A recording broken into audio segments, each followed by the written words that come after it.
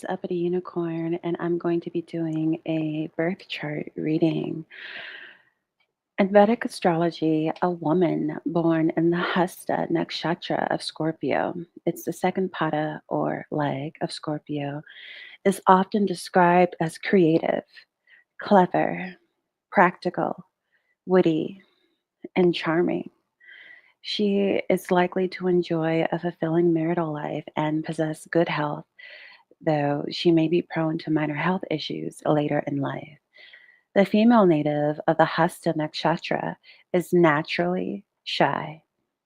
She has great regard for her elders, but won't be ordered around. She is outspoken and does not care what impact her words may have.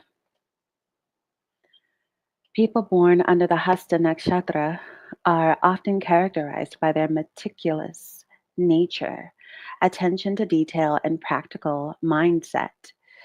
They have a natural talent for craftsmanship, problem solving, and organization. They are adaptable, versatile, and capable of mastering various skills to achieve their goals. The native of this nakshatra has strength, power, and togetherness composed in them, which they derive from their symbol, the fist, or in some interpretations, the hand. Along with these characteristics, the Hasta natives embody brilliance, strength, beauty, and knowledge. Again, I'm doing a birth chart for someone who it has truly been my pleasure to discover, to research, and to get into her birth chart. So I'm going to go on ahead and quickly show you what we're dealing with here as far as visuals are concerned.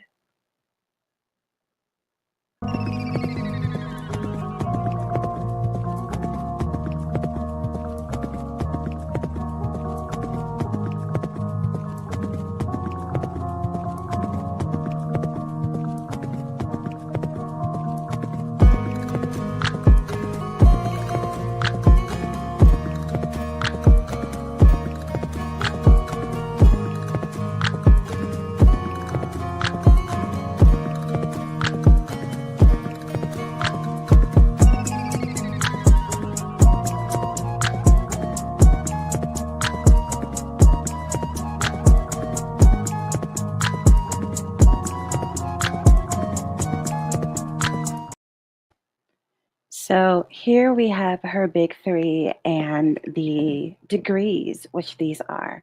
So your big three is your sun, your moon, and your ascendant. So what degrees were going on at your birth? So in order to calculate this, I have taken this woman's uh, date of birth, place of birth, and time of birth. So this is her sun in 14 degrees of Scorpio. This is her moon in 19 degrees of Pisces. And this is her ascendant in 12 degrees of Capricorn. Again, I'm working with Sidereal and Vedic astrology. So if you're into tropical and or Western astrology, which many people in the West refer to as traditional astrology, then this may be something new for you. For example, my birthday was April 30th. So, according to Western astrology, I'm a Taurus. But according to Sidereal and Vedic astrology, I am an Aries. And I identify with this form of astrology that I'm bringing to you today because it is dynamic and it moves with the moon and the stars. It's not stagnant or culturally appropriated and it'll inform the way Western tropical astrology is. So, without further ado, this person has their sun in Scorpio, their moon in Pisces, their Mars in Virgo, their Venus in Virgo, their Mercury in Libra, their Jupiter in Aquarius, their Saturn in Gemini, their Uranus in Libra, their Neptune in Scorpio, their Pluto in Virgo, their North Node in Scorpio, their South Node in Taurus, their Vertex in Leo, their Fortune in Cancer, their Chiron in Pisces, and their Lilith in Capricorn. These are all very, and of course, that ascendant is also in Capricorn as well. So, this is what she looks like at a glance. This is what the planets were doing. This is where they were placed when this beautiful woman was born. And just to give you a further description of what is going on here, these are the 12 houses. So the first house is the house of the self, the house of your physique, how you look, how people see you, how your body is formed. The second house has to do with money and job and family. The third house has to do with your siblings and adventures. The fourth house, your mother, home, vehicles, property, things of that nature. The fifth house has to do with children, studying. The sixth house informs you of diseases, enemies, things that go along with that theme. The seventh house, this is the house of relationships. So your husband, your wife, your friends, partnership, even business relationships. Your eighth house. Uh, this house has to deal with age and discipline and death and sex and all things kind of esoteric and even occult and religious. The ninth house also has to do with religion, but also luck. So, how lucky are you? What blessings do you have coming your way? The ninth house can tell us about that. The 10th house has a lot to do with your father, profession, work. The 11th house carries all benefits. All benefits. And the 12th house has to do with things that are hidden and things that are far away. Again, it's the furthest house from yourself, the house of the self, which is the first house. So the 12th house is like hidden enemies or hidden obstacles, hidden blessings, just things that are hidden from you that are not readily apparent. So when you think of that and you look at this woman's houses and how they are, what's there. She has her Lilith and ascendant in Capricorn, and those things are conjunct. Her Lilith and her ascendant are both at 12 degrees of Capricorn, which is very, very significant because that Capricorn ascendant is how she presents knowingly. Like knowing what she's doing. And that Lilith in Capricorn is unintentional. That's what I call the bitch what? The fuck you just say to me? What was that? What was said? Right? So there's that ascendant in Capricorn where, she's cool, calm, collected, but when she's out of character, that Lilith in Capricorn, and I have more details about that. But before I get into that, I just want to go on ahead into her Jupiter is in the second house in Aquarius. Her Chiron is in Pisces, as well as her moon, and those are both in the third house. Her fourth and fifth house are empty, and that just means that the energy there is like, let's say there's no planet here, there's no sign here, not in the 12th house, the fourth house, or the fifth house. So they remain with subtle energies that are ruled by their original rulers. So let's say her first house, she's got Lilith in Capricorn. Well, the first house is ruled by Aries. Okay. So she's got a Capricorn here. And then we get into, okay, well, how do that Capricorn and that Aries get along? How does that cardinal fire sign, Aries, and that cardinal earth sign, Capricorn, get along here? And how does it shape her? Whereas because she has this empty 12th house, this empty fourth house, this empty fifth house, this means that the themes of the houses are still there. They are just muted. They are not significant in her life. Okay. They're not a big, they're not major themes in her life. So in the sixth house, she has Saturn and Gemini. In the seventh house, she's got her fortune in Cancer. I will explain what the fortune is and I will describe how these planets behave and how the signs kind of meld with the planets, how they behave together.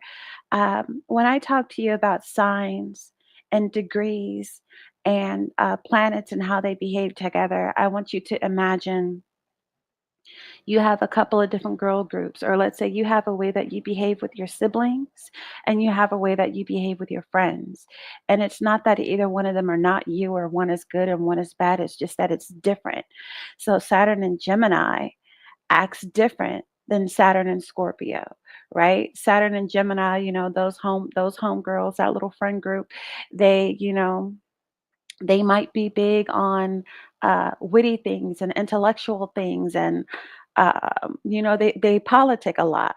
But let's say, when Saturn and Scorpio are hanging out, they're knucking and bucking, they're fucking and sucking, excuse my language, but so that's what I mean by, there's a way that a planet behaves by itself, and then the way that a planet will behave with a sign, and then the way that a planet and a sign will behave with a certain degree. So again, she's got her vertex in the eighth house in Leo. She's got a Virgo stellium here. So although her sun, or excuse me, well, I'll just leave that there.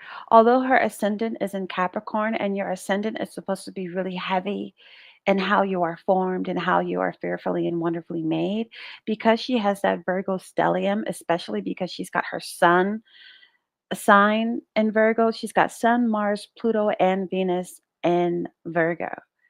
So a stellium just means you have three or more planets, or three or more signs, or three or more planets and signs in one house or in one sign. And so, no matter what this woman says or does, if she really wants to get to know herself, she's going to study Virgo. She's going to study the section of Virgo she is, the degrees of Virgo, because that's the biggest theme. So even though you have this ascendant in Capricorn, even though you have this moon in Pisces, and your moon is really your inner you, it really is. But her chart is dominated by this Virgo energy. So there are people who may go to her and say, you're what? You don't seem like a moon in Pisces. You don't seem like a Capricorn ascendant." And it's like, yeah, well, that's because I've got a Virgo stellium. So my energy is very much Virgo. Okay. So this is her. She's got her Neptune and her North Node in Scorpio in the 11th house. That's going to be significant as well. So I'm going to show this image as I go through the details of who and how this woman is. So the Lilith and Ascendant are in the first house, and they're in Capricorn. Lilith in the first house, people who have Lilith in the first house are unapologetically themselves. They are originals and they're self loving. Okay. These are not a people of low self esteem. And even if they started off that way in life, honey, they do not finish that way in life. These are self loving people. It's their destiny to love themselves. Okay. However, they have paid for this self love and self determination through much hardship inflicted upon them for insisting on being true to themselves. These are not the go along to get along people. These are not people who are stressed out over the opinions of other people regarding themselves. Lilith, unless you lie on them. If you're lying on them, then they've got a problem. Lilith in the first house commands you to cultivate yourself. So this energy has forced this woman to cultivate herself. So even if you started in life with low self-esteem, not knowing yourself, or with approval seeking and attention seeking behaviors, you don't end up like that. The model of these people is keep it real. They are sincere and righteous. Even in their anger, they're sincere and righteous. These people trigger others to improve themselves and can cause jealousy in those who refuse self improvement, as they are fiercely independent advocates of self liberation.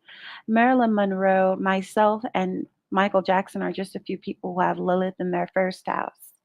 Now, me, Marilyn, and Michael have Lilith and Aries, but nevertheless, this person has Lilith in their first house.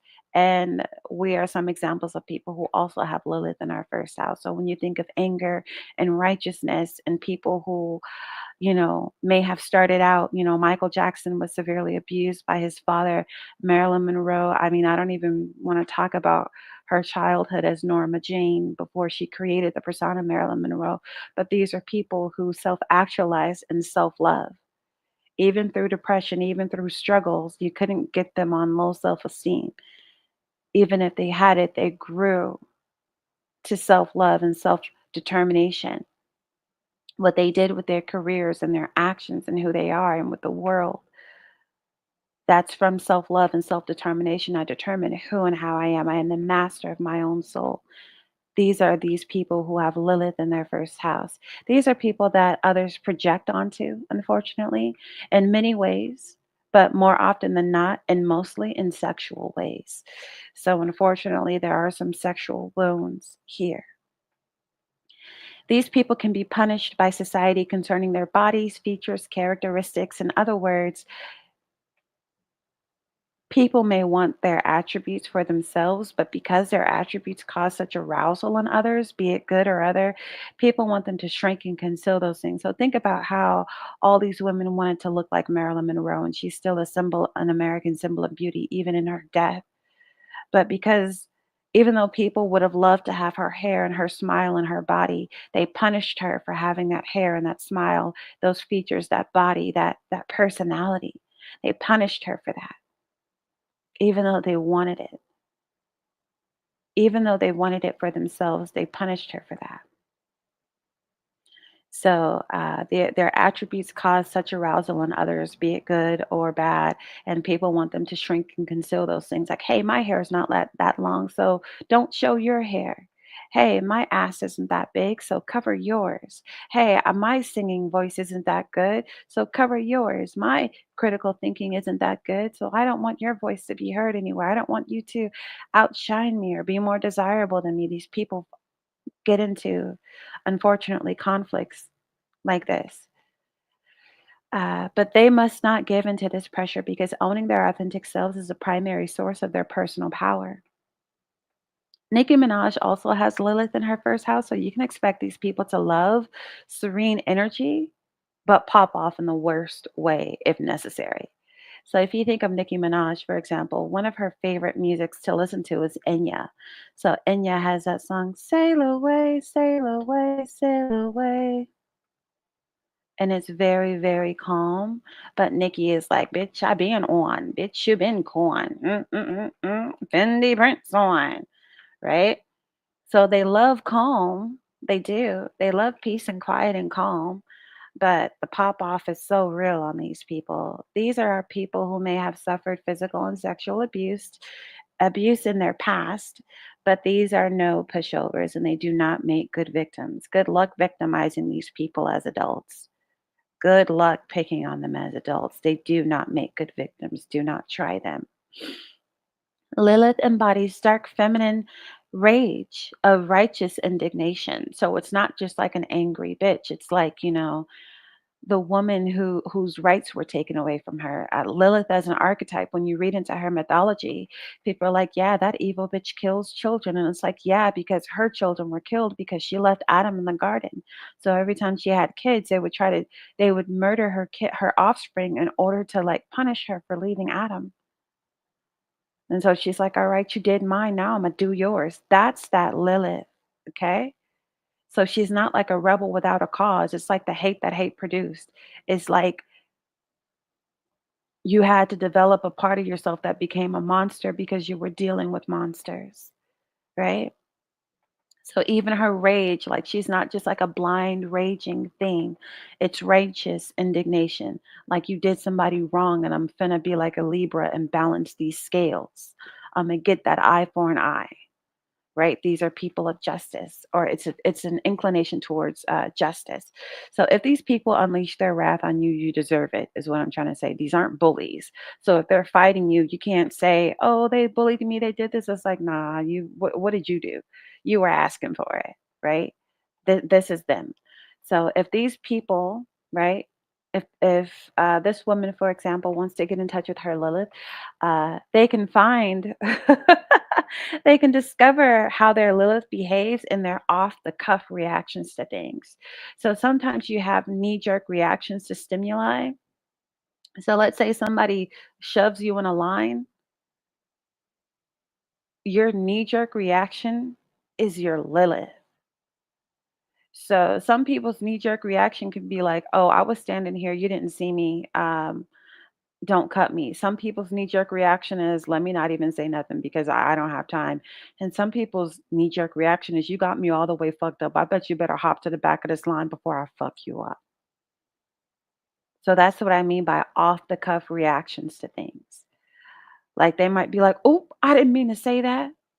I didn't mean to say that. I can't believe that. That just poured out of my mouth so easy." There's your Lilith. There's your Lilith, that knee jerk reaction that you have to things. There's your Lilith. These people either struggle with being jealous or being the object of intense, life-changing jealousy, and I'm telling you the latter is more consistent with these people. They can struggle with being jealous, but more often than not, people who have this Lilith placement in their first house in Capricorn, people have been so jealous of them that it's changed their life. So let's say these people used to like styling and profiling. They might do something like, maybe they're on social media, but they don't show their face. Or maybe, they don't feel like, getting dressed because the amount of attention that they get is ridiculous. And sometimes they're not ready for that and it's overstimulating for them, right? So this Lilith in Capricorn, this is not a person who will brown nose anybody. They will not kiss ass. They bow to no king, right? Because it's a violation of themselves on a personal level. It's not fuck you, okay? It's not like they're being aggressive to you. It's not like they're like, oh, who the fuck are you for me to, pledge allegiance to your flag? But on a personal level, even if no one is watching, it's a violation of themselves. They're like, I can't kiss this whole ass. That's like me abusing myself. That's like me, bullying myself. That's like me compromising myself. I'm being unjust to myself if I'm just a brown nose and kiss ass. So on a cellular level, they're just like, I cannot yield. I will not bow. So, and even if no one's watching, they're watching themselves, and that's what matters most to them. These people have a magnetic and strong sexual aura without having to try hard to exude that energy. So, these are people who, I mean, they could be walking through the grocery store in a messy bun and some sweats, and men will be like, oh my gosh, the way that I will rip into that woman if she let me. And like I said earlier, at times they can become annoyed by the lustful attention that they garner, that they can kind of dress down or hide themselves to avoid it when they're not emotionally equipped or prepared to deal with it. Especially when it comes to social media, because you can be cute on social media and the picture is 4 years old and people are still talking about it 4 years later. And so you're just like, all right, y'all don't get no pictures, y'all don't get no face, y'all don't get no nothing from me. I'm gonna be a mystery because ain't nobody got time for that. I'm gonna go on ahead and sip my coffee here. I should also add that this is a tough placement to have because Lilith is sitting in that first house. And remember, the first house is the house of the self, right? And so, because Lilith and all her divine femininity and fierceness is sitting there, these people are often misunderstood because they intimidate others. These people can be the sweetest somebodies, okay? The sweetest somebodies. As a matter of fact, the rest of this woman's chart actually makes her really sweet, really compassionate, really empathetic, and really righteous. But because that Lilith is sitting in that first house, it's like, this is the kind of person they're just like, man, I thought you was a bitch when I first met you, man. I didn't want to say nothing. You look mean. This is that person, right? They're often misunderstood because they intimidate other people. They can care about you and you don't even know it because you're looking at them like, yeah, F her. I don't want to cross paths with her whole time she's concerned with how you're doing. Again, that Lilith is sitting in the first house of self. It's sitting in the first house of how you look to people. So when we add that Lilith and the ascendant is in the first house in Capricorn, you have Capricorn is that cardinal earth sign. So this Capricorn makes Lilith bossy. Okay.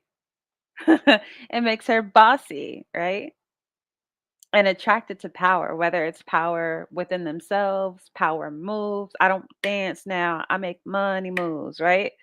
So whether it's power in themselves or power moves, Capricorn makes that Lilith act that way, whereas Scorpio or Scorpio might make Lilith a hoe, right? It might make Lilith very sexual, um, an exploratory sexual sex pot, sex kitten kind of person. Capricorn does this to Lilith. Capricorn makes Lilith bossy. It don't make her a hoe. It don't make her angry. It makes her bossy. And makes her tell sit down. You should have sat there and ate your food, right? New York Tiffany Pollard is a Capricorn. All right. She's a Capricorn. And this person has her Lilith in Capricorn. So this Lilith is like, you should have just sat there and ate your food. Okay. That's Lilith and Capricorn. They will not be subjugated by someone else's power. They can't do it. Order, structure, and discipline can be hard for these people. They might need a nap every now and then. They might need to, blaze up every now and then, but they make up for it with hard work and self-leadership. Like these are just like don't worry about her. She might be chilling over here, she might be high over here, she might be taking a nap over here, but every time you look at her work, it's gonna be done. It's gonna be done. And it's gonna be done well. All right. Doing it and doing it and doing it well. It's like, when did you have the time to do this? Like, when were you not high or asleep? It's like, oh, what you know about me? I got that done though. So these people can be seen as a threat to hierarchies, unfortunately. I can relate to that, although I have no Capricorn placements. These people can be seen as a threat to hierarchies and similar structures because they're capable of pointing out, like these are critical thinkers, so they're capable of pointing out the flaw in different hierarchies and similar structures. And the thing about Capricorn is that Capricorn can provide you with a better structure than, like, they can say, first of all, damn your system, it's flawed, and here's how you can do that better. And that hurts feelings. That can improve things if you have somebody who was well evolved and decent and healthy. But, for weaker people, they become a target. You want to, get these people ostracized so that you can sit in your mediocrity at the top of the pyramid. Because this Lilith and Capricorn is going to walk in and be like, this your queen? You remember Killmonger after, he so-called defeated the Black Panther? He's like, yo, this your king? This right here, this your king, right?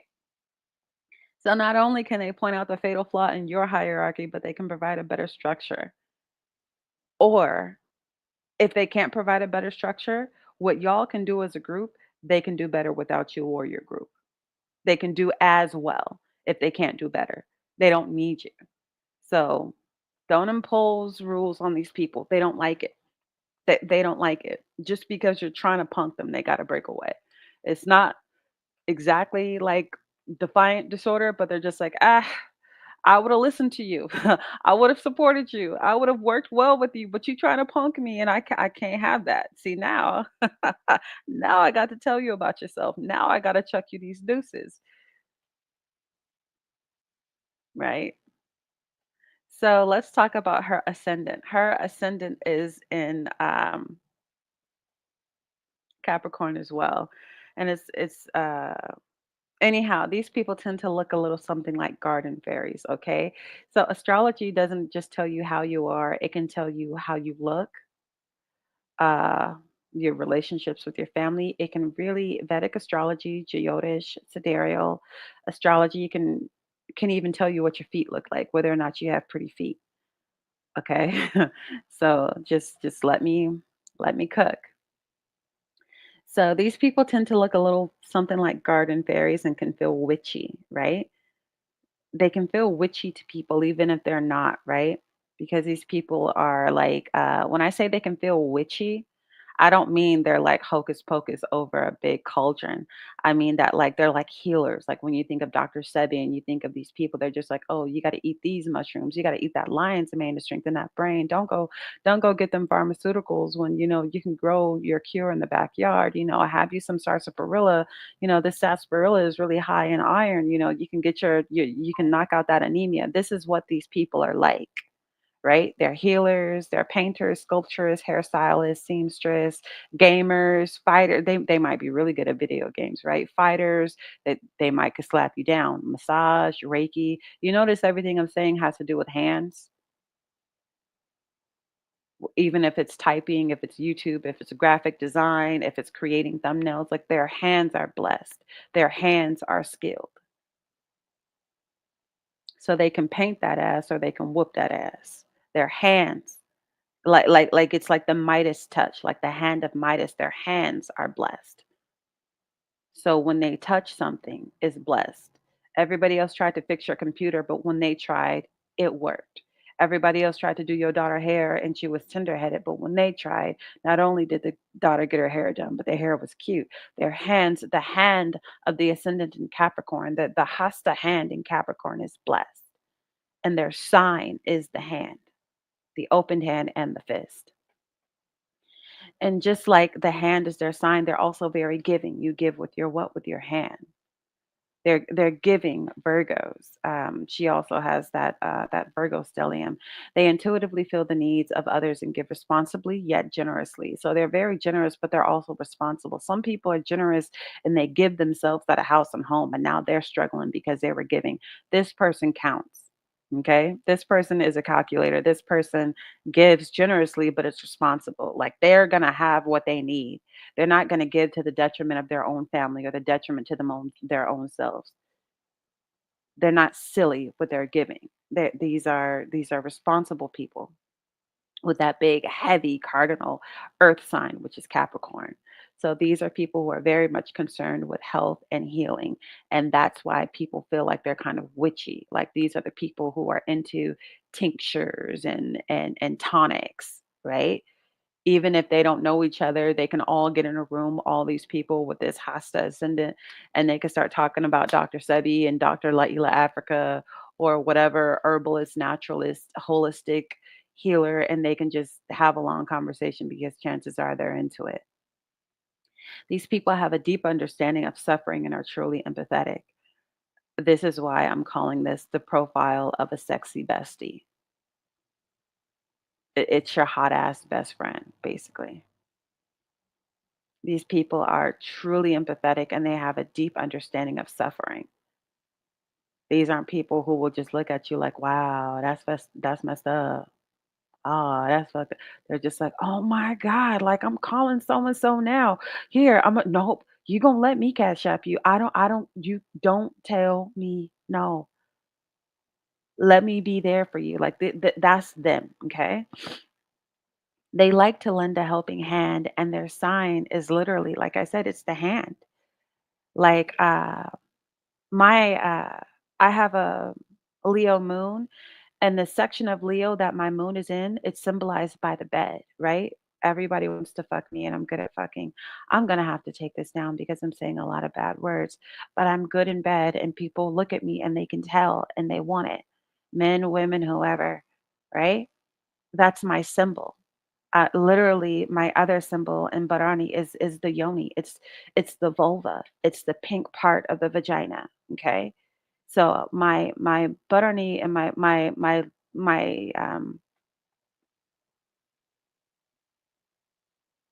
sorry, I'm like, whoa, I said so much there, but my big three are basically a bed and a vagina. Okay, the physical symbols of my signs, the section of Aries that I have and the section of Leo I have. It's the vagina and a bed, Bharani and Purva Falguni. That Purva Falguni is a section of Leo, the Leo sign that I belong to. And Bharani, I have a double Bharani. So it's vagina, bed, vagina in my first house. So that's all sex. And that's the best, the very best of sex. Okay. This person is symbolized by the hand. So I said all that about my house just to separate and try to draw an example of what I'm trying to say here. So the hand, not only does this person just has the hand of Midas, they give to you, they bless your life, they do something for you, and years later it matters. Maybe they made you a thumbnail and it went viral and everybody wanted to use it. It's their hands. Maybe they did your hair, maybe they painted you a picture, maybe they sent you an email, maybe they typed up something for you that just their hands that are blessed. Their hands are blessed. And this is just I could cry talking about that. Like I think that is it's such a holy and sanctified thing to have about yourself. It's really beautiful. Anyhow, these are intense and passionate people. Please don't get yourself slapped by one. It'll hurt, okay? Because again, Them hands, okay? Them hands. Ask they kids about it. See if them kids, you know, it's that mama who could throw that shoe across the corner. And it's like, how did you bend the shoe around the corner, lady? It's like I still got you though. Okay. Do not get slapped by one of these people. You will remember it. So let's talk about what's in their second house. They've got Jupiter and Aquarius in their second house. Now, Jupiter doesn't exactly love being in this position, but Jupiter is wonderful. So just because Jupiter is uncomfortable, it doesn't mean that Jupiter is not going to bless you. Okay. So Jupiter is religious, but but in Aquarius, this makes a person more spiritual than religious. Okay. So these are more rational and intellectual people.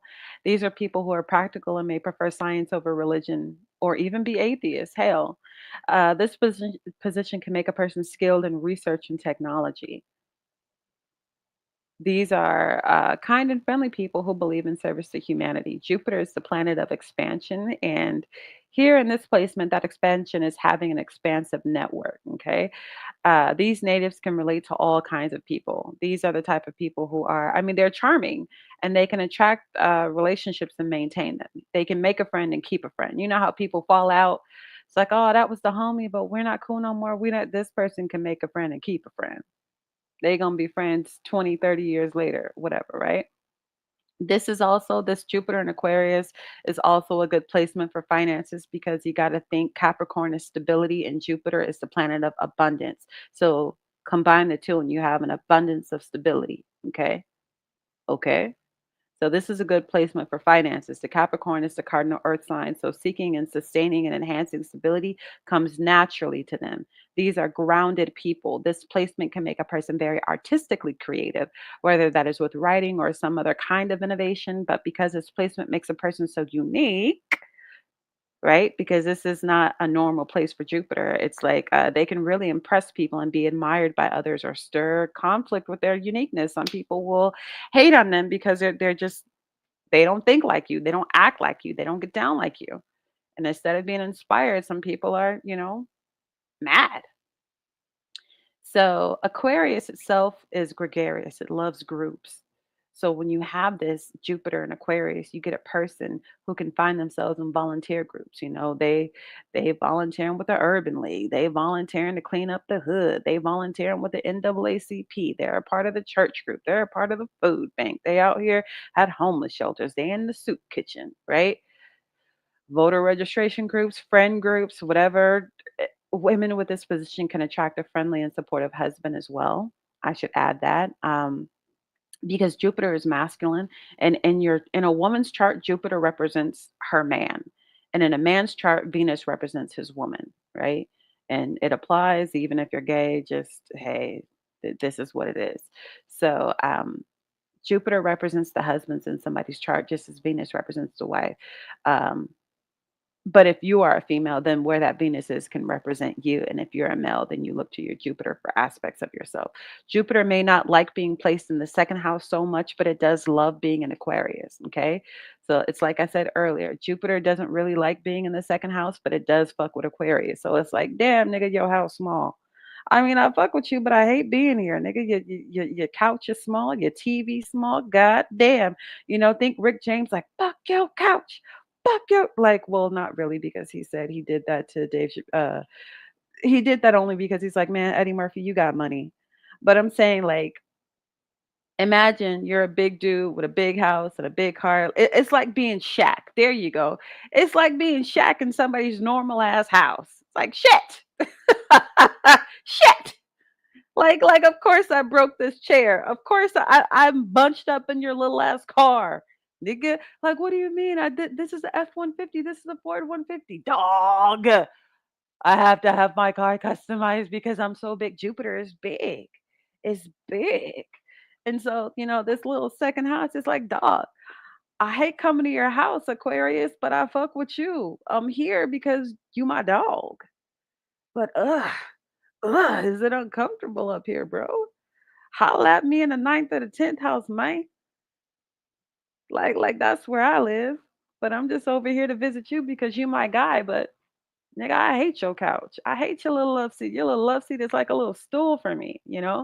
So that's the kind of thing that you have going on here. So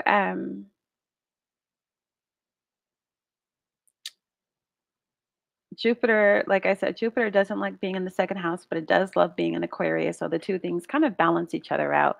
Jupiter in Aquarius is a visionary. Okay. So they're light years ahead of the crowd as far as thinking is concerned. And sometimes that can make them unpopular and disliked, right? Because these are people who can see the forest from the trees. Like, even though they're in the trees, some people are in the trees and they just see trees and they're just like, nah, I see this whole big expansive forest. Like this is huge. And because they're light years ahead of the crowd, people are like, "Man, you starting problems. Why you always starting?" It's like, "Fool, I'm trying to help you. See that there's a tree on fire over there and it's gonna affect us soon. Ain't no fire over here. Why are you speaking that over us?" I'm like, "Bro, I'm telling you, it's a fire down the way." And it's like, "But we're not over there, are we? Mind your business. Mind what." And then, here come the forest fire consuming everybody. It's like, I done told y'all, I done told you. Right? This is also Jupiter and Aquarius in the second house. Again, there's what the second house is by itself. There's what Aquarius is by itself. There's what Jupiter represents by itself. And then when you put them in combination, they give you something new. And this is why astrology is just so mind blowing, because you've got these infinite combinations of what can happen based on where things are placed. So, anyhow, they have a quick wit. If I had to pick a song for this placement, it would be Unwritten by Natasha Bedingfield, right? I am unwritten. Sometimes my tries are outside the lines, right? Unwritten by Natasha Bedingfield. Jupiter in Aquarius is where genius meets generosity. And I mean, if that isn't a quality of a holy person, I don't know what is. I mean, to be a genius and to be generous is to heal a society, is to heal a family, is to break generational curses, not just off of yourself, but off of your neighborhood, off of your culture, like it's a big deal. This is a powerful placement for someone who's a matriarch, someone who's a mother who can lead a family in the right way. So this person has their moon and Chiron and Pisces in their third house. So I will move that just really quickly. I want to show you what that looks like. This person has their moon in Chiron, excuse me, their Chiron and their moon in their third house, right? So you see that big three?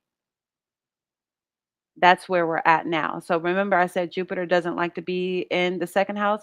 Look how tiny that second house is. You see how small it is? It's got Jupiter's big ass in the second house. And Jupiter's like, man, I'm so uncomfortable here. Why can't I be in the 10th house or the fourth house, man? So there's some issues, but it loves Aquarius. So it balances itself out. I digress. I just wanted to show you that as I continue speaking on.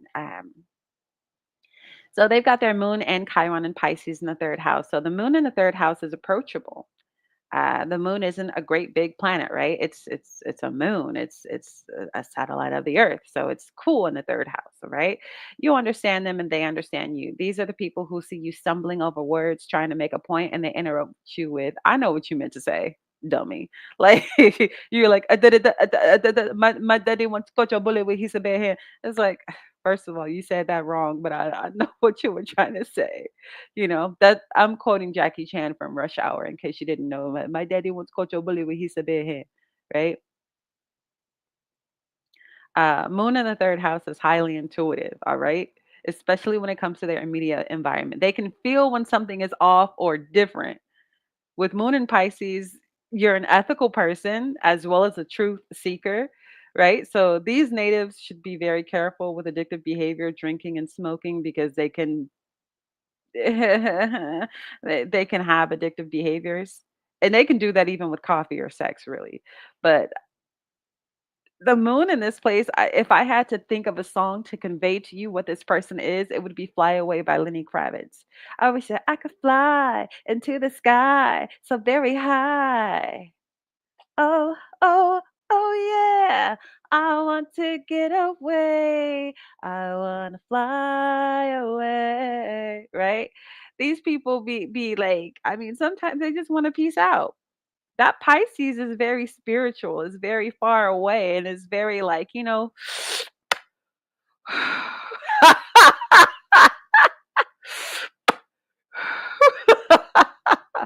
I mean, blow trees. Let's get blown. It's very Snoop Dogg. So these are people who like to feel connected spiritually. So they're not just like half baked, all right? If you've seen that movie by Dave Chappelle, it's not that they're half baked, it's that they like to feel connected spiritually. And using intoxicants can aid them in that. Sleeping can as well. So sometimes these people have amazing dreams. They astral travel, they go to different planets and places and they dream and they wake up with new inspiration. It's just like, bro, call me back. I'm busy. What are you doing? I'm finna go to sleep. But it's like, hey, this person is having a great time in whatever realm their soul woke up in and they're sleeping. They're having a great time. Okay.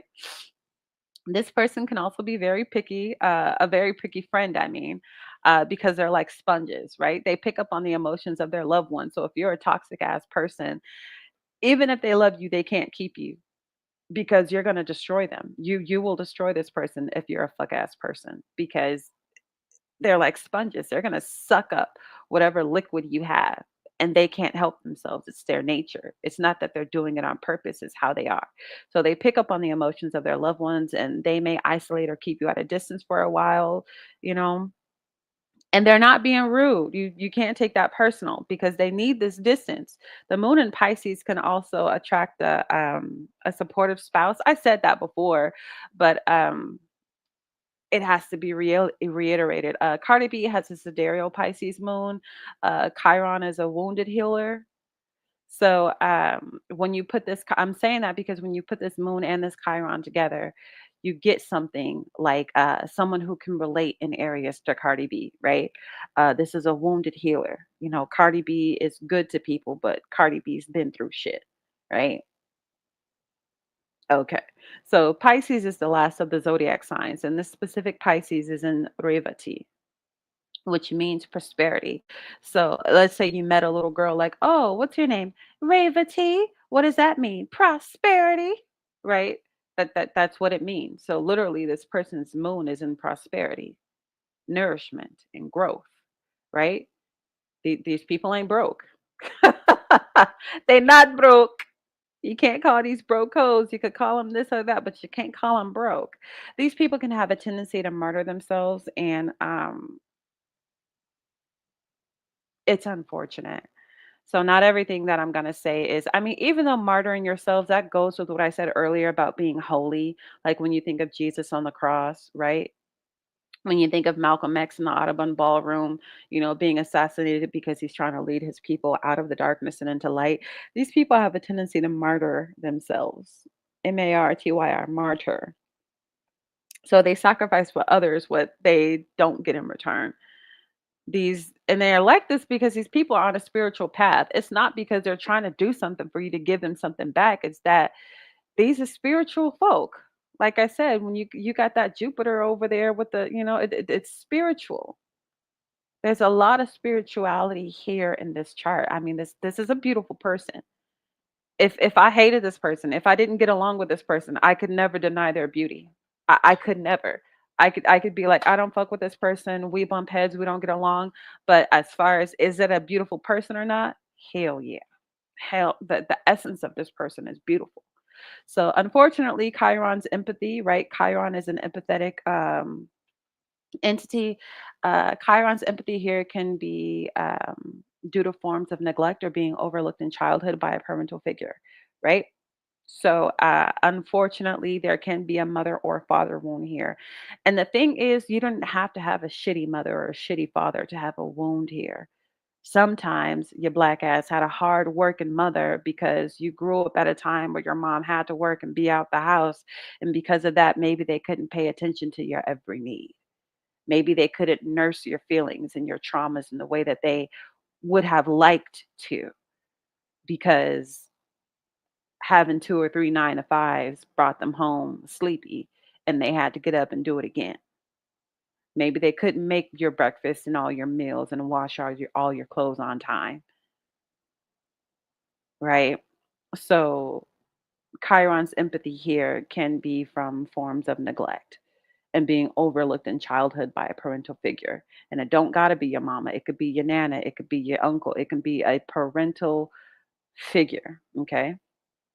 But anyhow, I want to finish by saying people who have moon and Chiron in Pisces, whatever wounds they have, one thing these people are is two things: prosperous and protective. So when you think of these people, prosperous and protective, that's who that is. That's a very good friend to have.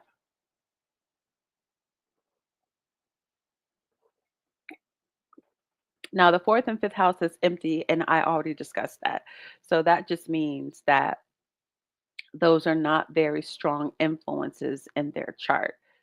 It doesn't mean that it doesn't affect them at all. It just means that these are not very strong influences. Like whatever's going on there is kind of normal. It's normal. It's not a big deal. It just is. So now this person has a sixth house Saturn and Gemini. Saturn and Gemini are friendly with each other. I mean, Saturn and Gemini are they're like, "What up, cousin? Is this us? Is this us? We over here in the sixth house. We chilling. We good. Ow." Like they like each other. These is friends, right? Because sometimes you can have a bad placement. This is why I'm saying Saturn and Gemini are friends. Because you can have a bad placement. You could put Saturn in a sign that Saturn don't f with, and then you got difficulty in your life. Okay. Of all the planets, Saturn intimidates me the most. Okay. Saturn is like the best way I can put it is if you've seen that movie, The Titans, everywhere we go, people want to know who we are. So we tell them we are the Titans, a mighty, mighty Titan. Like with Denzel Washington, the way he was that coach, the way he was hard on those kids, but it was for their benefit. That's Saturn. Saturn is a coach that you want to cuss the hell out because they're hard on you, because they made you sweat, because you got hurt, because they didn't stop pushing you even through your fucking tears, even though you got a injury. They're the ones who put you in that ice bath and you were like, I gotta get out, I gotta get out. And they made the big dude on your team push your shoulders down. They made that 350-pound lineman push you down in the ice and make you stay there and you're screaming and you're crying, but you came out of that ice healed. And the next day, you didn't have no pain in your body because of that ice bath, because of that violent ass ice bath they forced you to have. That's Saturn. And I'm sorry, but that's scary because Saturn will take you through the pain. Saturn is home in the eighth house. So her Saturn is in the sixth house, but Saturn rules the eighth house. And that eighth house is of death, is of sex, is of occult, is of transformation, is of things that make you go, things that make you go, why? Why, God? Why? Take me instead. That that's the eighth house, homie. And that's where Saturn is at home. Okay. So we love this sixth house Saturn and Gemini placement she has because Saturn ain't with the team here. Saturn is with the homie and is chilling with a friend. Okay. So Saturn and Gemini are friendly with one another. Work, service, and daily routines are just a few sixth house themes. Saturn here means this person takes their roles very seriously because Saturn is serious as a fucking heart attack, i.e., Saturn is serious as death. Okay, so they take their roles very seriously. So don't come after these people kids. Don't come after these people friends. Don't come after they take their role as wife, as mother, as girlfriend, as best friend, as they take that shit seriously, all right? These people can be perfectionists in this aspects of life. So this is I feel like crying. They take their role in your life seriously. So when they're a friend, they're a good friend. They're not playing with you. They're not playing about you. Saturn, among other things, can represent time and delays, right? delays related to these same areas of life. So these people make fine mothers, they make fine teachers, they make fine leaders. They don't play about the people they're charged with caring for. If you are under their, if they are a shepherd and you are their sheep, they're not playing. These are the people who are going to go fight that fucking wolf. These are the people who got a flock of 50 sheep and they counted 49 and they ran off to go get the one. Noble fucking people. I'm cussing so much. I'm going to have to put this on what is it called? I'm going to have to put this on y'all know. I'm not going to hide it, but I'm going to make sure only people I give the link to can watch it. So, a woman with Saturn in the sixth house would fit the archetype of the just queen. And that's something that hits me very deeply in the heart because I don't like to lead, but I love being the right hand of a just queen. Like when I know a person in rulership is a good person, I do whatever I can for that person to facilitate their goodness for the people. It's part of the reason I have supported certain content creators and then had to back off, or the way I'm loyal to certain content creators because I love a just queen. I love a person who will be fair in their rulership. And this is the kind of friend, family, mother, daughter, sister that this person is. This house can reveal to you what's right for you. The sixth house can reveal to you what's right for you. Do you hear me? I'm gonna say that this house, the sixth house, can reveal to you what's right for you. Society will tell you, religion will tell you what's right for you. Everybody is waiting to tell you how to live your life, but your sixth house, if you study your sixth house and what's in there, it will reveal to you what's right for you, what is designed for you, what is custom made for you, what is tailored to you. Your problem and your solution are located in your sixth house. For example, it can show you where you tend to get sick and what you can do to heal it. Let's say, I've got something in my first house that says I got a big head and thick hair and good thighs, right? These houses, they don't just rule personality things, they rule over certain parts of the body. This planet rules over this part of the body. This planet rules over this part of, the organs. This sign is rules over, like, astrology is fearfully and wonderfully made. Um so anyhow, there's quite a bit of healing energy in this person's overall birth chart. So I'm really kind of impressed by that. Um, the free spirited, so this is sixth house Saturn and Gemini. So the free spirited Gemini that can make social blunders at times is protected from that aspect of itself with Saturn here in the sixth house, right? In the sign of Gemini. So for example, Gemini can get bored easily because Gemini is smarter than you. I'm sorry. Gemini is more intelligent than you. If you know a person who's a Gemini, whatever, people like, oh, that person's crazy. I'm like, that person's bored because they're smarter than you. So Gemini can, you know how kids who are really good at schoolwork can be really bad in class because they're bored? Gemini has a tendency to do that, but Saturn is so strict that it doesn't allow. So basically, Saturn is perfecting Gemini. The weaknesses of Gemini, the vice of Gemini, Saturn is like, I bet you won't. It's that good friend who sees you, and it's just like, bro. Saturn's like, my nigga, we're not gonna do that.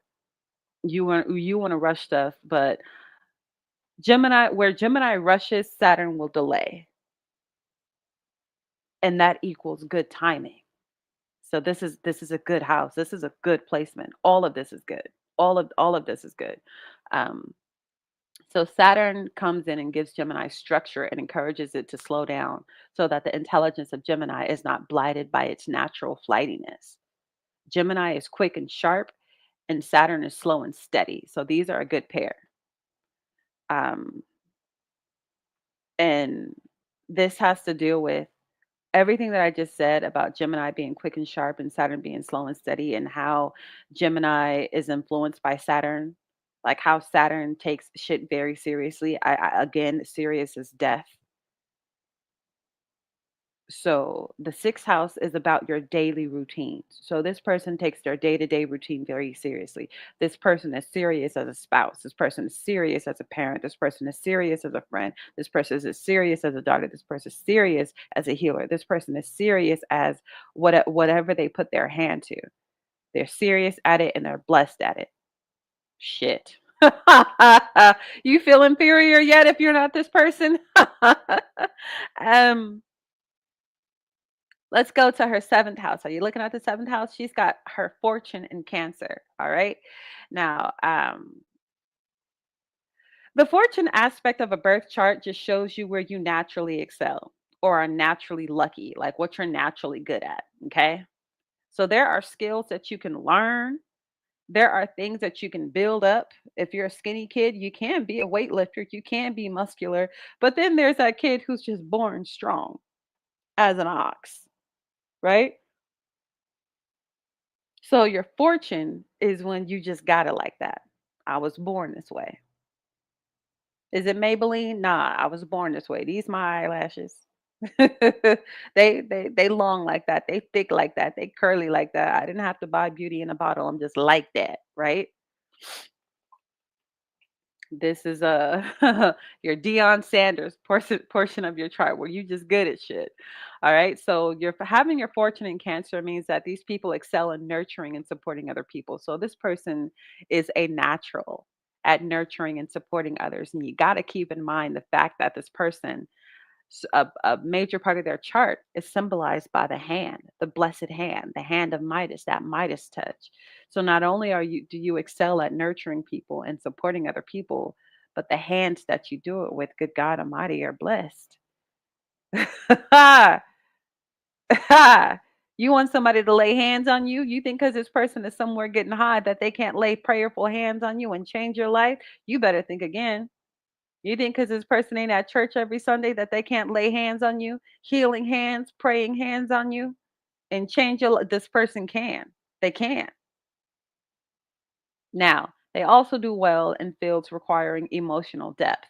This chart has been given to me personally, when I read this chart, I think of the Animaniacs when they were like, hello, nurse, because it gives hot nurse archetype. Like the person's hot, right? They got Lilith in their first house and they're a healer. So it just gives, the hot nurse, you don't want to get out the hospital. You want to get touched up and you want to feast your eyes on the person. This person could be a good doctor, a death doula, a mortician, a funeral director. Someone with this placement will experience success and fortune through Cancerian qualities. And you've ever heard of people talk about how cancers are so sensitive and loving and caring, right? So this person could run an old folks home and experience a ton of success and fortune because they just good at it. This person could run a daycare and just make bank because they're just good at all things cancer. They're fortunate in this area. Fortunate. Come on, Maxwell. Um, they're fortunate in this area. So connecting through partnerships like friendships and relationships is also a major theme here when you've got seventh house fortune and Cancer. Um, because again, if you're looking at the chart that I have displayed, the seventh house is very much, relationships. It's a major theme here. So success and healing can come through friendships for this person. So not only are they a healer, but they can heal through having good, girlfriends, like close friends, close, relationships and partnerships with this kind of placement.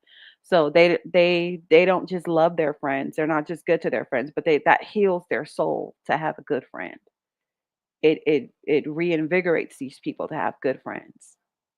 This person should be careful not to become codependent on these relationships. I'm just gonna put that there because I don't want to get slapped by somebody by somebody who's gifted with hands. But just be careful. Affluence and prosperity can come through relationships and friendships and marriages and lawsuits for this person. So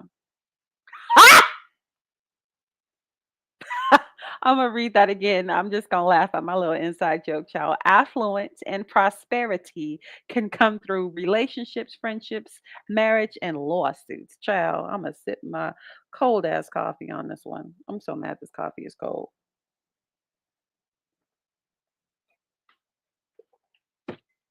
Anyhow, um, so don't try this person in court. Don't do it. Now let's get to their eighth house. That scary eighth house that is ruled by, I'm sorry it is. I'm sorry it is. So they've got an eighth house vertex in Leo, and your vertex is your destiny. All right. So if she's got a destiny in her eighth house, like this bitch is intimidating. She's intimidating. The eighth house I'm just cussing this person out. It's love. The eighth house represents deep transformations, shared resources, mental health, sex, and death. So if a person is crazy, you might see that in their eighth house. If a person is going to have a sudden death, you might be able to discover that in their eighth house. I'm telling you, the eighth house is scary, man. It's scary, man. And lucky for her, like I don't think there's a planet there. There's just yeah, just her vertex is there. There's not a planet there for her. It's just your vertex is an angle, all right?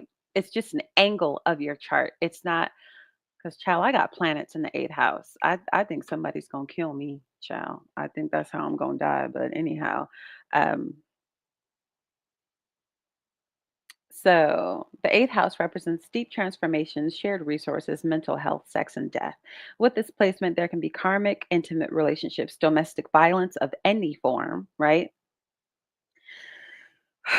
I hate to say that, but I mean, hell, it could be, her husband shaking her up. It can be her smacking him up. It could be her kicking the kids down the stairs. It can be, her son bucking up in her face trying to swing on her. It could be, somebody owning a dog and the dog not liking her. It could be people cussing each other out. It don't have nothing to do with physical, nothing. It could just be people cussing each other out, screaming at the top of their lungs, hurting each other's feelings, unfortunately. And because this entire chart attracts a good husband, this could have happened in a previous relationship. So maybe an ex could have jacked her up, or maybe their stepkids, or they could have been verbally back and forth saying things to destroy each other's soul. Okay.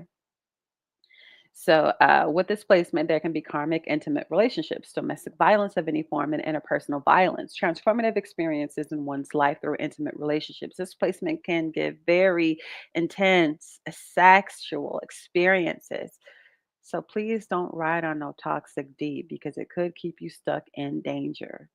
Unfortunately, this vertex here is toxic as hell because what could happen with this angle is that you might have a man cave in your head, and you know that song, Must Be Love on the Brain. It beats me black and blue, but it fucks me so good, and I can't get enough, right? That's what this vertex is doing.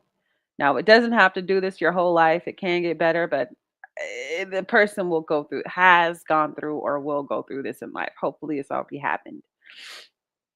So, financial planning and shared resources with family or significant other. Again, the eighth house is the house of shared resources and death and transformation, among other things. Um, so, financial planning and shared resources with family or significant other, and issues around how to manage that can arise with this placement. People can be arguing over money, arguing over assets, who gets what, how to spend whatever. That can lead to some pretty fierce fights. The fears and taboos here must be faced. There's no way to get around it because it's the eighth house. It's not muted. It's not like your fourth or your fifth house where there's nothing there and you can bypass certain bullshit that may come with a house. But here, this eighth house, like you gotta face whatever's there. Lucky for you, you don't have no planets here, but you got a vertex here. So when these fights arise, my heart goes out to you. You got to take a stand in a very decisive stance where this is placed. These stands could be shedding relationships, breakups, cutoffs. Your vertex can tell you all about fated relationships and predestination, people you were bound to meet, all right? Experiences with them that were fated to change your life and who you are as a person. Sometimes you meet a person and you break up with them, you're a new person. Sometimes you fall in love with somebody, it was amazing, it was the love of your life, and they die. And it changes you as a person. Again, my heart goes out to you because I have planets, more than one, in the eighth house, and I buried my son, and I'm a widow. I'm a mother bereaved and a widow. So when I look at people's eighth houses, I really feel for them.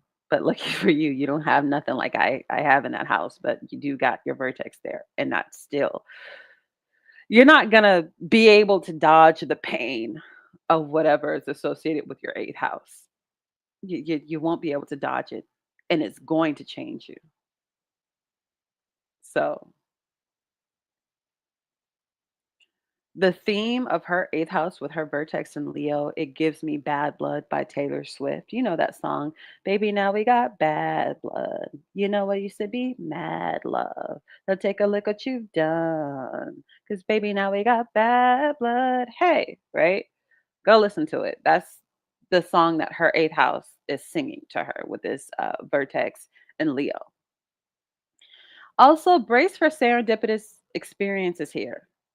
I mean, really, with this Leo here, it's given serendipity. Like, now, how the hell did I meet this man? Now, how the hell did I run into this? Now, who that, girl, I couldn't write this. The truth is stranger than fiction. How the hell did I get involved? Like, it just, that's what her eighth house is giving. Soulmates here can come in the form of friends, family, and pets. Positive experiences come from here as well. So don't be too sad because that Leo is happy. Okay. Wherever you have Leo in your chart tells you something about your life's purpose, right? That's that lion that rules that pride. Leo rules friends, social networks, and relationships. The Leo sign is here. I could say something that is traumatic, but I am not sure if I should. This person will be transformed by crisis situations that have something to do with members of these prized relationships. Okay. That is the best way I could say that traumatic thing. Okay. This person will be transformed by crisis situations that have something to do with members of these prized relationships. So, as important as relationships are to this person, with this eighth house vertex, this destiny, you could lose someone who was very, very dear to you. I'm sorry. So now we're moving on to this person's stellium. Okay. So look where their sun, Mars, Pluto, and Venus are, right? In the ninth house.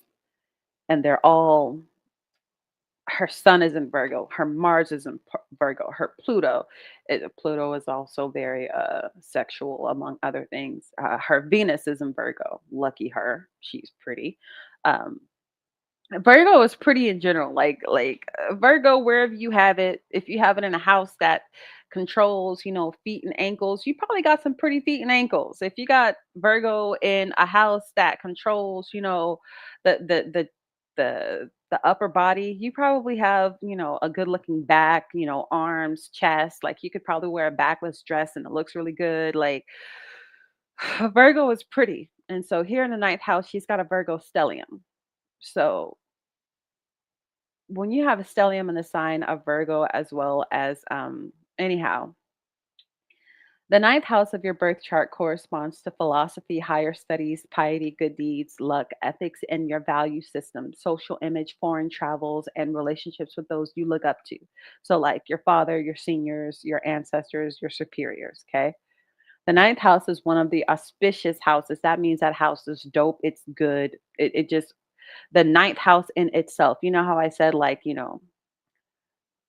Jupiter don't want to be in the second house because Jupiter is huge and the second house is small. The ninth house is just blessed. Like, even if you don't have the best chemistry in that ninth house, the ninth and 10th and 11th houses are just blessed. Okay. So the ninth house represents wisdom, luck, and good fortune and karma. So people talk about karma like it's always bad, but karma is just the energy that you send forth coming back to you. So you can have really good karma. Okay. So this woman's got good karma. It is believed to be the strongest among the trine houses. The combination of the ninth house and benefic planets denotes that you may rarely have arguments or conflicts with your father, right? You might be your daddy favorite. Everything that widens your perspective, teaches you something new, and helps you move forward is in your ninth house, right? Everything that helps you learn something new and helps you move forward. So let's say this person learns how to code, or this person learns how to do a YouTube channel, or they learn how to run a Twitter, or they learn how to, right? Everything that helps them do that is in their ninth house. You got it? Everything that helps them widen their perspective or teaches them something new and helps them to move forward is in their ninth house. So let's say you're stuck somewhere. You're stuck in a nasty eighth house relationship and you're like, what do I do? What do I do? How do I get rid of this karmic relationship? Look to your ninth house. Look to your ninth house with that Virgo. So look to that Sun, Mars, Pluto, Venus. Like look to that ninth house and it will tell you how to move forward.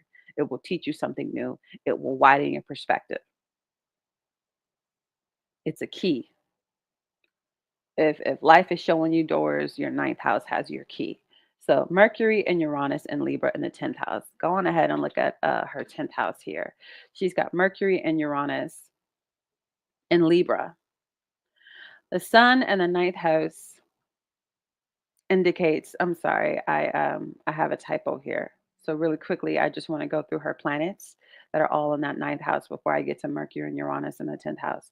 The sun in the ninth house indicates that the person is highly interested in higher education, philosophy, and religion. Does that mean that a person has to go to college? No. That means that person don't mind reading a book or an article or, going down a rabbit hole. They don't necessarily have to go to a university, but they may go to universities and have a PhD, whatever, as well.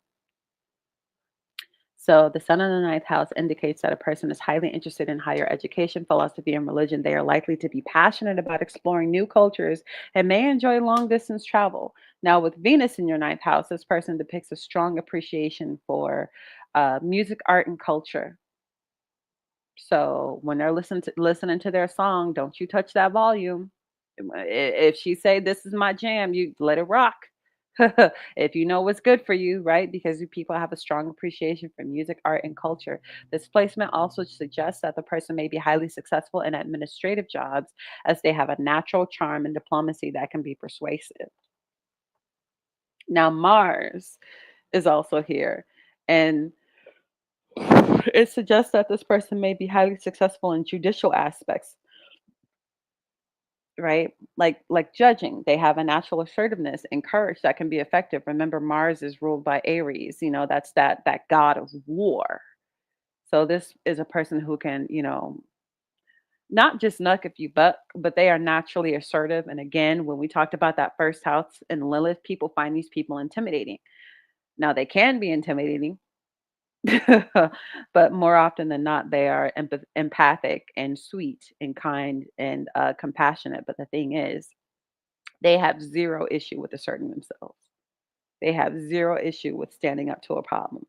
Now, Pluto, this placement suggests a profound desire to transform oneself through higher knowledge. So this is a woman who's ever evolving. This is a woman who's always getting better. This is a woman who can humble herself under change and develop. It's a great wife to have because you don't get stuck with, some unevolving woman who you might have liked at 21, but you can't even understand her now that you guys are 46. This is a woman who is constantly evolving, or not constantly, but consistently evolving, I should say, and seeking meaning beyond the ordinary. A primary strength associated with Pluto in the ninth house is the potential for a profound personal transformation.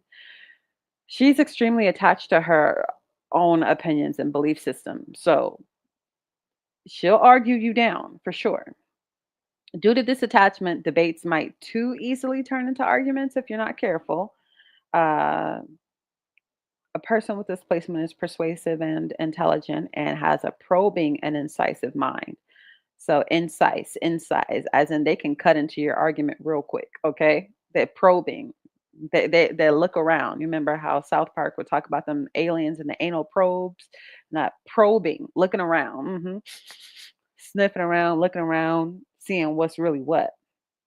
I mean, she'd make a good detective or PI. Your opinions are strong and well researched. She's able to back up Her opinions are strong and well researched. She's able to back up her arguments and enjoys doing so. She is a person with good karma who will face trials but is fated to overcome them. So I call that blessed assurance, that right there. So it's a part of your destiny to face trials. It's a part of your destiny to face stuff that you feel like is going to break you, but you will not be broken. You will feel like you are breaking, but you will not be broken. You are fated. You are destined to overcome the trials you face. And that is a wonderful thing to know as you go through life. Like, I'm still going to overcome. Yeah, there's a storm here, but I'm still going to come out on the other side. I'm built like that. That's my destiny. That's a dope thing to know about yourself. Again, I enjoyed discovering this woman on this level. So her deep inner knowing can lead her to feeling or becoming detached from societal standards. Because, like I said earlier, she's a person who can see the forest from the trees, and sometimes people do dumb shit.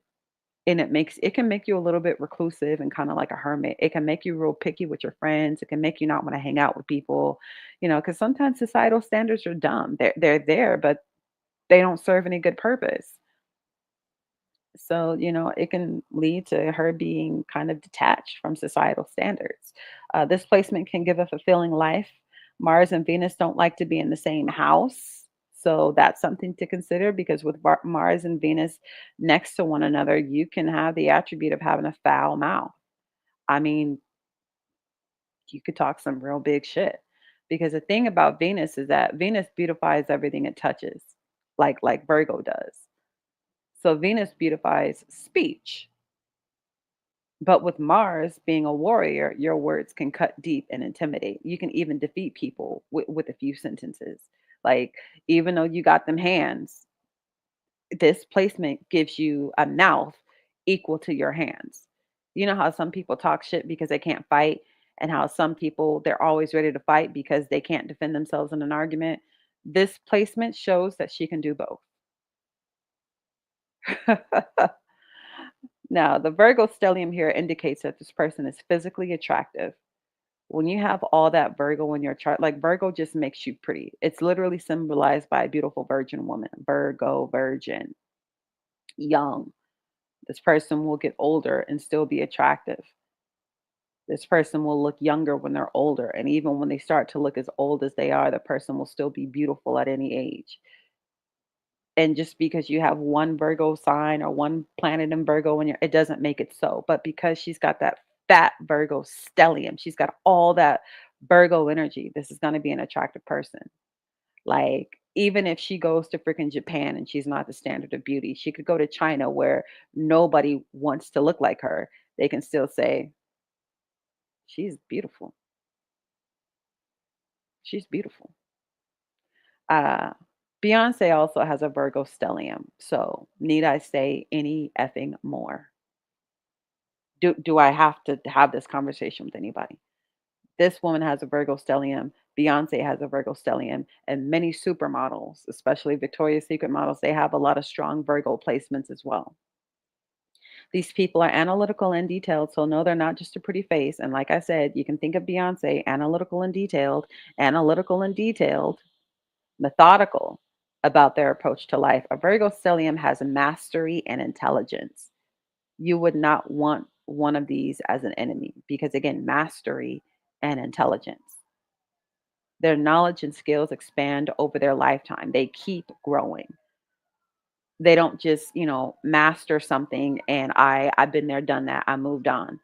They can still enhance that knowledge. Like, some people stop learning, some people get dementia, some people get Alzheimer's, some people. Nah, they keep it up.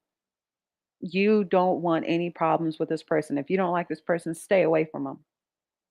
Just stay away from them. You don't want a problem. It's the wrong human being to have a problem with. It's the ally you want and the enemy you don't want. These are lifelong students who continue to accumulate skill sets. That can be very intimidating. That can be very intimidating. They are continuously improving. These are people who are problem solvers who continue adapting. I mean, it's giving Jedi.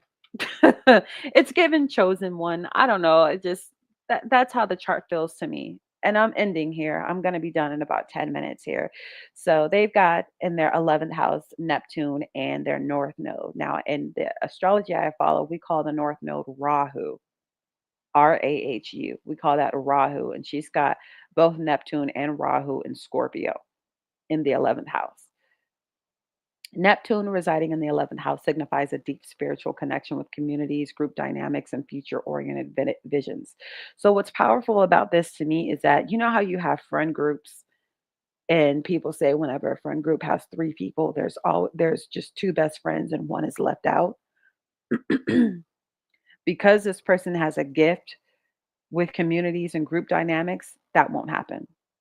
So, in most friend groups of three, you have a person who is like left out or these two are best friends and this one's a third wheel or a tag along. Nope. When you have this kind of gift, all three in the group are all three in the group. Nobody's a tag along, nobody's a third wheel, everybody's equal, and that is rare.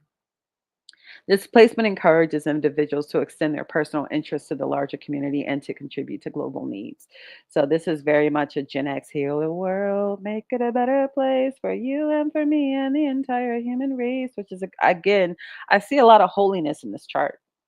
I really do. So her 12th house, like I said, her 12th house is empty. So I mean, lucky for her. I'm sorry. I got planets in my 12th house and it's a hard thing to have. I'm not gonna go into that because this is not about me. But with Rahu in the 11th house in Vedic astrology is generally considered a favorable placement. So that Rahu in her 11th house is nice because it can potentially lead to significant wealth, fame, and recognition. And we like all three of those. We like wealth the most. It can also indicate a strong desire for success and ambition. So this is a motivated and driven person. This isn't, they can nap and sleep, but people won't have a problem with it because they're not a lazy, unmotivated nothing. Um, Displacement brings the individual towards careers in business, finance, and other fields with high earning potential. It is, however, important to note that this placement can lead to instability and unexpected changes and the potential for financial losses or problems with social circles. So the problem with this one is you got a lot of money, but you can also risk a lot of money. You can have a huge financial loss because you have huge financial gains. Or big, not huge, but you have the money to lose. Some people ain't got the money to lose, okay? Some people ain't got the money to lose. This is a person who has the money, but hopefully, other aspects of your chart will keep you from having huge financial losses. But again, problems with social circles. Your Rahu in the 11th house can give you, just like I said, this is a good friend, and this is a person who is good in a group, whatever. But this is also a person who can see, like you have to be a certain caliber of woman to hang out with this woman. If you're not on a certain level, she can't be friends with you. If you're not on a certain level, she might be arguing with you. She might be fighting you. She might tell you fuck you. And she might tell you fuck you in such a creative way because of that Venus sitting next to Mars that you don't ever want to talk to her again. Because that Jinsu knife cuts you deep. Um, I want to talk about her big three in closing, right? I'm going to go on ahead and put her big three back up on the screen.